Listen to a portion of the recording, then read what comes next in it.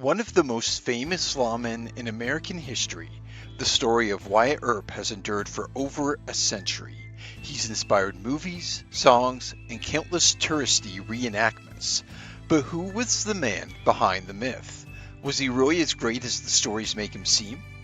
We've all heard about his legendary deeds, but there was a chilling darkness to this heroic figure. Dive into the violent history of Wyatt Earp, Tombstone's infamous marshal. Earp spent almost his entire life on the move, even from the very beginning. Not long after he was born, his father packed the family up and joined a caravan of people heading west to California. The state offered vast swaths of fertile farmland, and Nicholas hoped to give his family a fresh start. The Civil War broke out while the Earps were living in Pella, and three of Wyatt's brothers enlisted in the Union Army. Wyatt himself desperately wanted to join them, but he was only 13 years old. Still, he tried his best. Earp ran away from home several times to try and enlist, but each time his cantankerous father tracked him down and hauled him back home. Wyatt Earp almost never had the insane life that he lived. By the time he was 21, his family had moved to Lamar, Missouri, and while eking out an existence there, he met a beautiful young woman named Orilla Sutherland. The two fell for each other instantly, and they married within a year of their first meeting. Earp then bought a small plot of land, built a house for his new wife, and she soon became pregnant. This young family settled into what appeared to be a rather uneventful domestic life. But of course, as you know, that's not how Wyatt Earp's story goes. Urilla was about to give birth to the couple's first child when tragedy struck Earp's life. She contracted the deadly typhoid fever and passed within a matter of days. Suddenly, Wyatt Earp had everything he loved ripped away from him, and it changed him forever. After that day, he became cold and ruthless. Had his wife lived, the entire history of the Wild West would have been completely different, but apparently fate had other plans. As a young Wyatt Earp grew older, he fell in with a group of roughnecks and criminals. By his mid-20s, he found himself on the wrong side of the law more often than not. Eventually, the authorities caught up with him, and Earp was charged with horse theft. A U.S. Marshal apprehended him and threw him in jail to await trial, but Earp wasn't about to sit around and wait for his fate. Not long before his sentencing, Earp escaped from his cell and headed for Peoria, Illinois. But his troubles were far from over. Earp quickly became an infamous figure around Peoria, for all the wrong reasons. People around Peoria considered him to be bad news.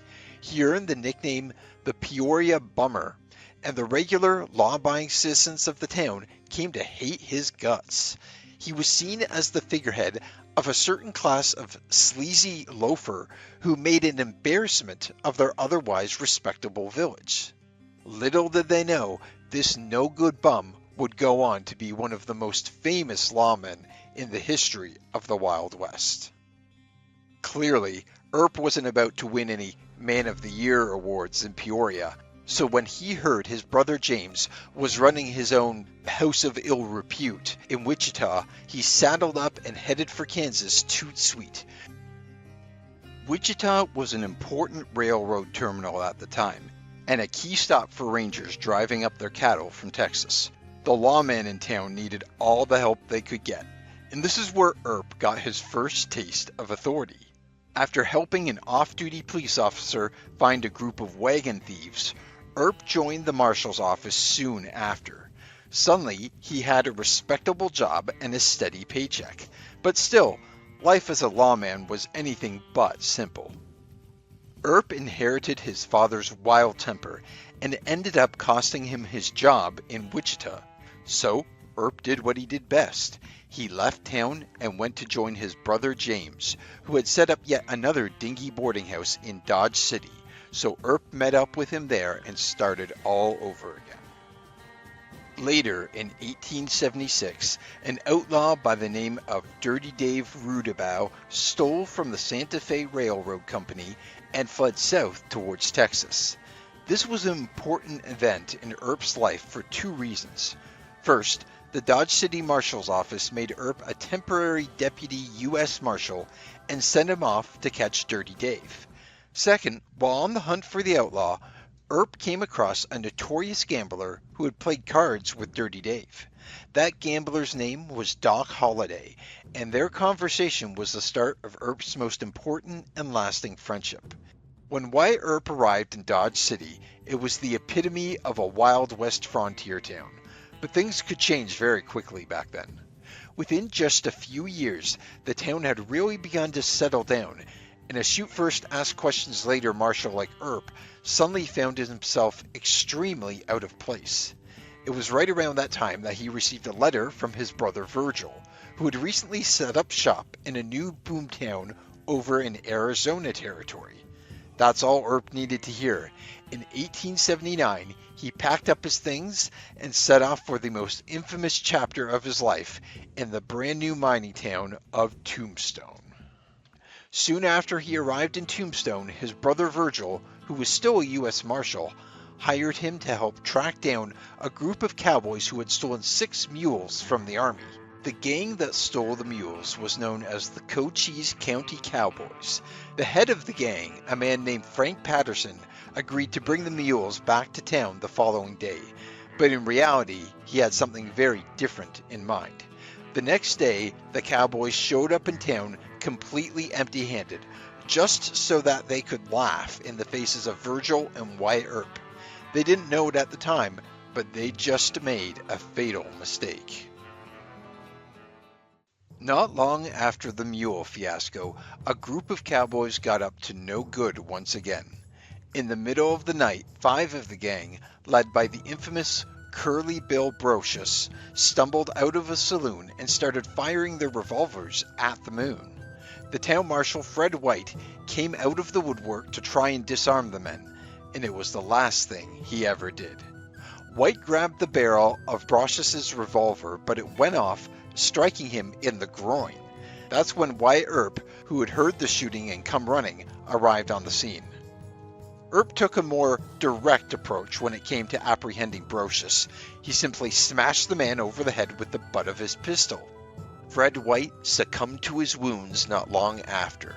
However, in a strange twist, White and Brocious had been somewhat friendly, and in his final moments, White said that Brocious was innocent and should not be held accountable. But whatever White said, the people of Tombstone loved their marshal, and they were out for blood.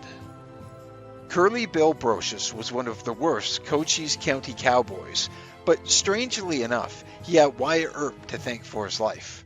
For a time at least. As he sat in a Tombstone jail cell, the townsfolk cried for revenge, and he undoubtedly would have been lynched had he stayed there long. But thanks to White's call for mercy, Earp quickly had Brocious spirited away to nearby Tucson. Earp eventually rose to the rank of deputy sheriff in Tombstone, but it didn't last long. Wyatt Earp was many things, but politician wasn't one of them, and he ended up getting squeezed out for a man named Johnny Bean.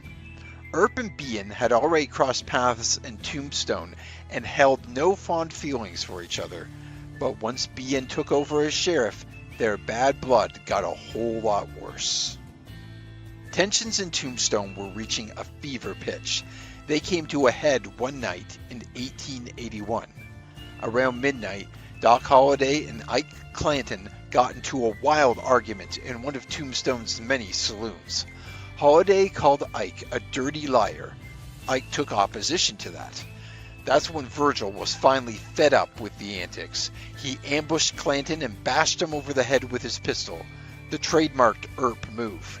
He took away Clanton's revolver and hauled him down to the courthouse for a $25 fine. Okay, that doesn't sound like a lot, but there was more at play here than money. The Earps had crossed one of the most important Cochise County cowboys, and the notorious gang wasn't about to let that slide. While Ike was inside the courthouse getting his fine, right out front, Wyatt Earp almost walked straight into Tom McLaury, one of the other Cochise County cowboys. The two men ended up nose to nose, and Earp asked the cowboy if he was armed. McLaury sneered that he was not, but Earp could clearly see a revolver in the man's waistband. Earp suddenly drew his own sidearm and, as he was wont to do, hit McLaury over the head with it. Shortly after, three more cowboys, Ike's brother Billy, Tom's brother Frank, and Billy Claiborne, finally showed up in town.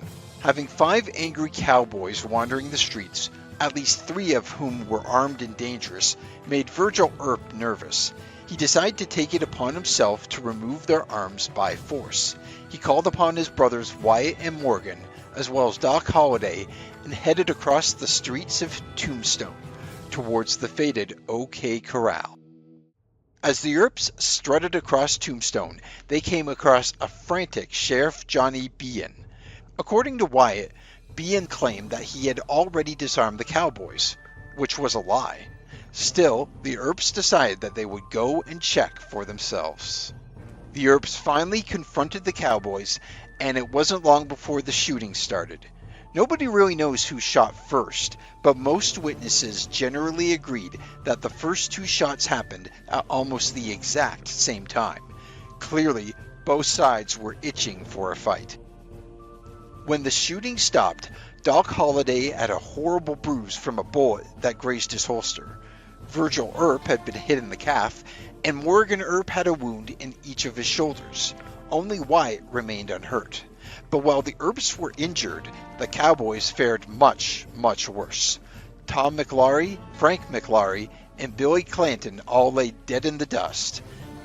As the wounded Earps stumbled away from the empty lot, they came across Johnny Behan once again. The flustered sheriff shouted, "I will have to arrest you!"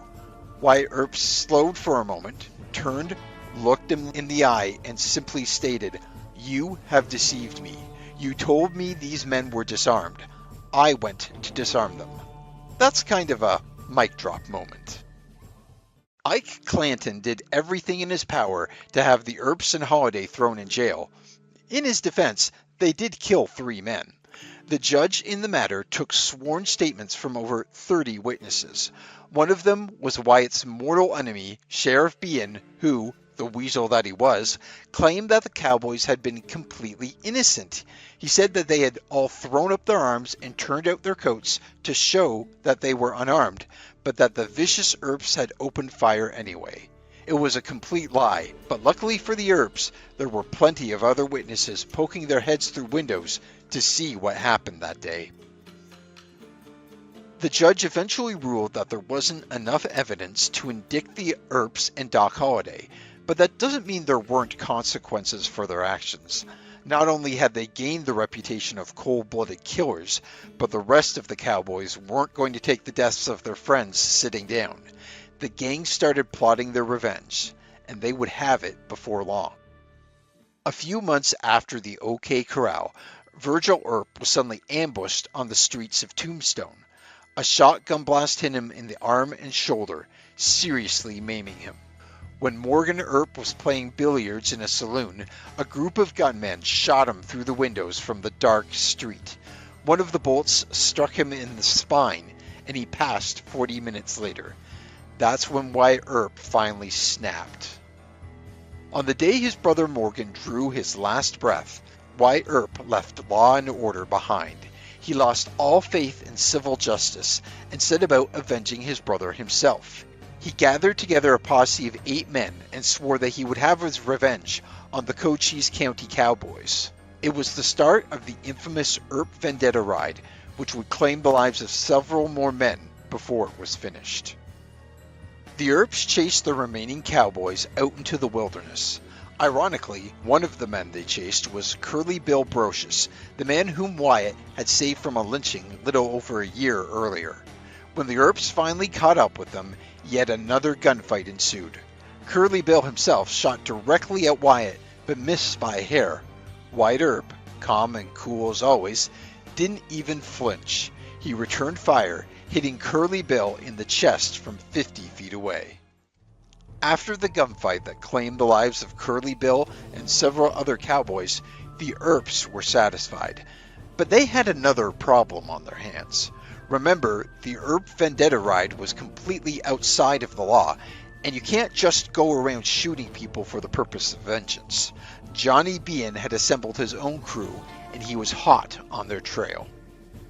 Behan's posse got within eyeshot of the Earps, but never managed to close the gap. Though the Earps had been prepared to stand and fight, if it had come to that, Behan's men never actually found them. The Earps gave them the slip and managed to sneak out of Arizona into New Mexico. Eventually, Behan was forced to give up, and Wyatt Earp got away with his grim justice scot-free. The end of the Earp Vendetta ride was the end of an era, in more ways than one. Not long after leaving Arizona, Wyatt Earp and Doc Holliday had a falling out that led to the end of their friendship. They parted ways and only saw each other twice for the rest of their lives. The final time, just 5 years later, Earp's wife Josephine noticed that Holliday was a shell of his former self. He was a hollow skeleton of a man who coughed constantly and could barely hold himself upright.